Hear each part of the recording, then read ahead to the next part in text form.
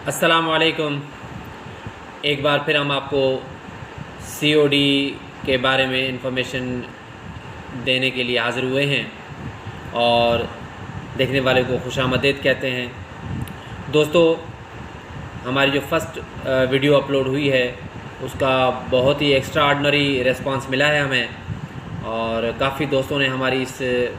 छोटी सी कोशिश को सराहा है और कुछ दोस्तों ने तनकीद भी की है। तो ये तो चलता है कि कोई भी बात जो है वो 100% ही लोगों को मुतमईन नहीं कर सकती। तो दोस्तों, हमने अपनी पिछली वीडियो में जो बातें कही थी उन सिलसिले में हमें बहुत सारी जो है मैसेजेस, कॉल्स, व्हाट्सएप मौसूल हुए हैं और काफ़ी दोस्तों ने हमारी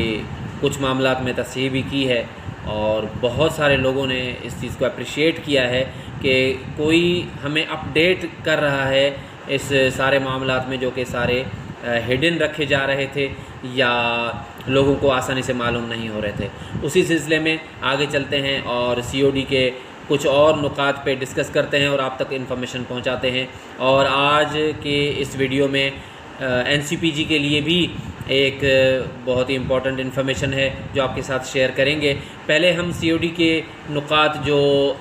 डिसाइड हो चुके हैं उस पर डिस्कस करते हैं। उनमें कुछ तो वही पुराने जो हैं वो भी डिस्कस होंगे और बाकी नई चीज़ें हम ऐड करके इंशाल्लाह आपको वन बाय वन बताते हैं और आपके साथ शेयर करते हैं। दोस्तों, आपके इल्म में है कि सीओडी में जो पहला पॉइंट था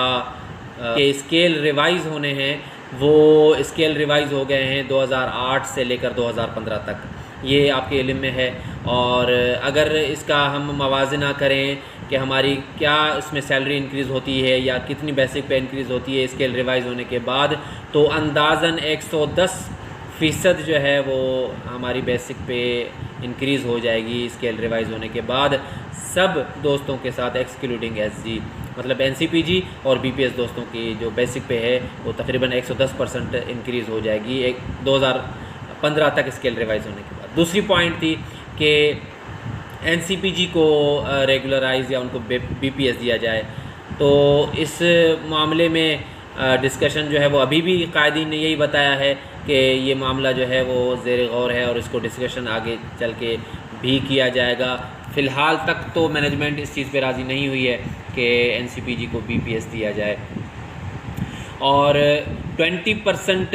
इंसेंटिव पे इंक्रीज़ की जा रही है ताकि जो है जो मराआत हमारे इंक्रीज़ हो रहे हैं या जो हमें बेनिफिट्स मिल रहे हैं स्केल रिवाइज़ होने के बाद 2015 की जो बेसिक पे बनेगी उसके 20% उस पर इंसेंटिव पे इंक्रीज़ होकर हमारी सैलरी में लग जाएगा। उसके बाद अगर हम ये मवाजना करें कि हमारी सैलरी टोटल जो है वो कितनी इंक्रीज़ होगी, तो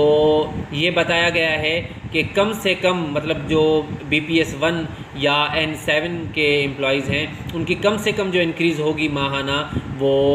तकरीबन 4,500 तक इंक्रीज़ हो जाएगी मंथली सैलरी ये इस पैकेज के बाद। और ये लागू होगा जनवरी 2021 से, जिसके एरियर्स भी इंशाल्लाह हमें इस ही तनख्वाह में मिल जाएंगे। 2 मंथ के एरियर्स और करंट मंथ की इंक्रीज़ होकर हमें इसमें इंशाल्लाह मिल जाएगी। और इसमें ये भी कोशिश की गई है कि जिस भी कैडर या जिस भी ग्रुप की जिसमें बीपीएस है, एनसीपीजी है या एसजी है, उनमें जो भी इंक्रीज़ हो रही है तो उनको कोशिश करके एक ही कैडर में उनकी इक्वलाइज़ की जा रही है कि फॉर एग्ज़ाम्पल अगर BPS 1 है या N7 है या SG में उसी लेवल का कोई एम्प्लॉई है तो उन सब की तकरीबन जो है वो सैलरी बराबर करने की कोशिश की गई है ताकि कोई भी डिफरेंस ना रहे एक ही जगह एक ही किस्म का काम करने वाले एम्प्लॉइज़ में। और मेडिकल लिमिट आपके इल्म में है, जैसे पहले भी हमने बताया था कि 7 लाख तक जो है वो कर दिया गया है। और इसमें एडिशनल भी एक लिमिट रखी गई है वेलफेयर फ़ंड की सूरत में कि अगर किसी एम्प्लॉई की 7 लाख की लिमिट जो है वो ख़त्म हो जाती है और स्टिल उसको ट्रीटमेंट की ज़रूरत है तो वो फिर इसमें वेलफेयर फ़ंड से उसको ऐड कर दिया जाएगा। और स्पेशल केसेस में भी मेडिकल ट्रीटमेंट जो है उसके लिए रखा गया है अमाउंट कि कैंसर और किडनी के पेशेंट्स के लिए 12 लाख से 14 लाख की ट्रीटमेंट जो है वो पैनल से करवा सकता है एम्प्लॉई। एजुकेशन ग्रांट में पहले भी हमने आपको बताया था कि स्कूल गोइंग चिल्ड्रेन के लिए 1700 से बढ़ाकर 3000 कर दिया गया है, और कॉलेज के लिए 3000 से 5000 कर दिया गया है, और 7500 से 10,000 कर दिया गया है यूनिवर्सिटी गोइंग एम्प्लॉयज़ के लिए। मैरिज ग्रांट भी इंक्रीज़ कर दिया गया है, जो पहले 80,000 था अब 1,20,000 कर दिया गया है। एक चीज़ बड़ी बेहतरीन मालूम हुई है जो पहले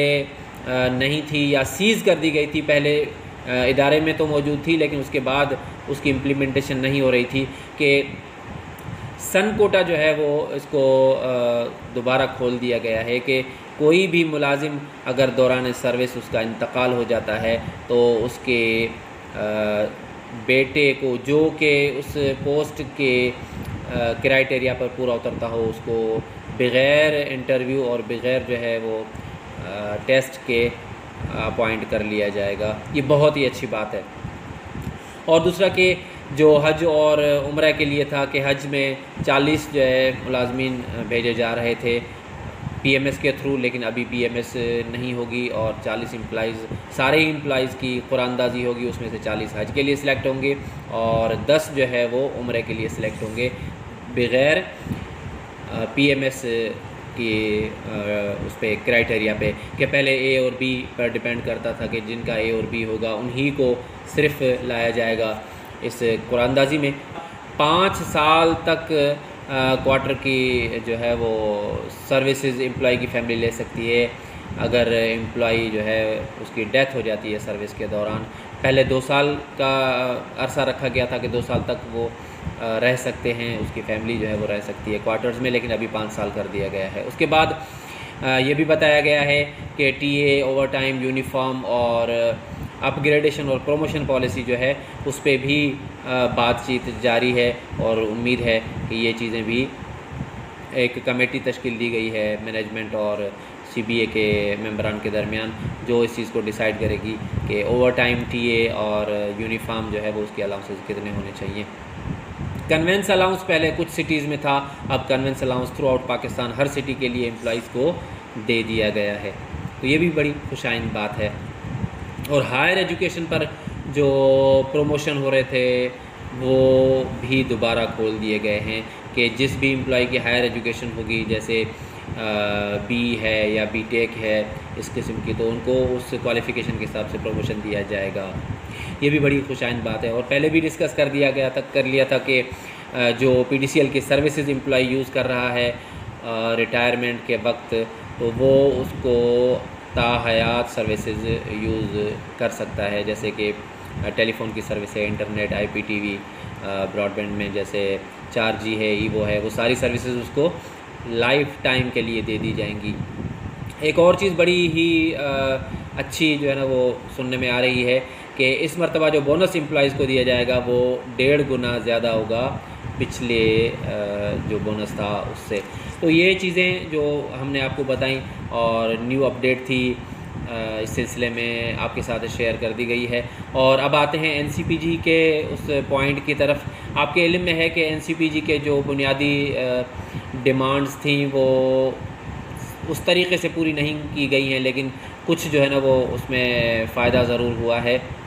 लेकिन बुनियादी तौर पर एनसीपीजी को कोई ज़्यादा फ़ायदा नहीं हुआ है सीओडी से। जिसमें अगर हम बताएं कि उनका बुनियादी ये था,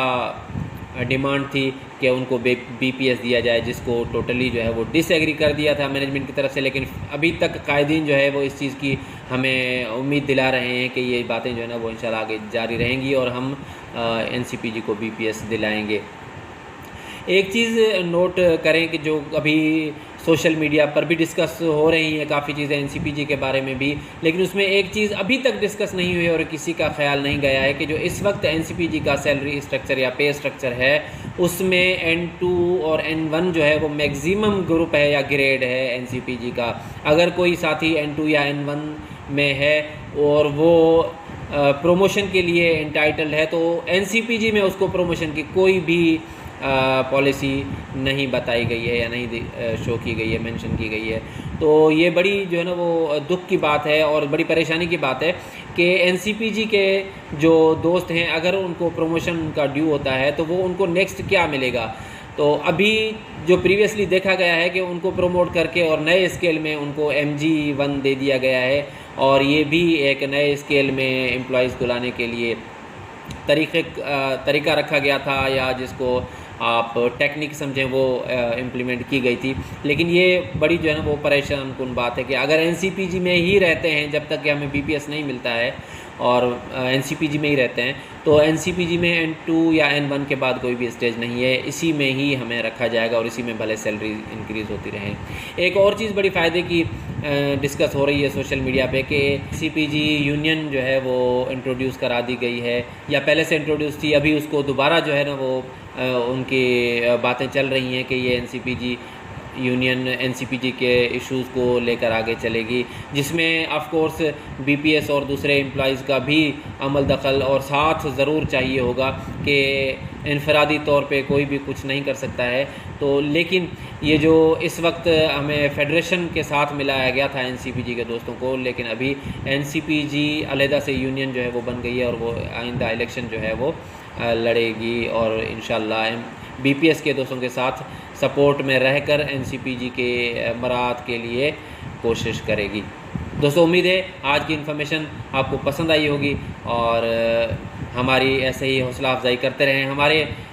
वीडियोस को लाइक, शेयर और कमेंट ज़रूर किया करें। हमारे इस चैनल को सब्सक्राइब करें और नोटिफिकेशन आइकन को ज़रूर प्रेस करें, ताकि आइंदा जितनी भी इन्फॉर्मेशन हम शेयर करना चाहें आप तक बर वक्त पहुँचती रहें। तो अगली इन्फॉर्मेशन तक, अगले अपडेट तक वो अपना ख्याल रखिए और हमें इजाज़त दीजिए। अस्सलामु अलैकुम वरहमतुल्लाहि वबरकातुहू।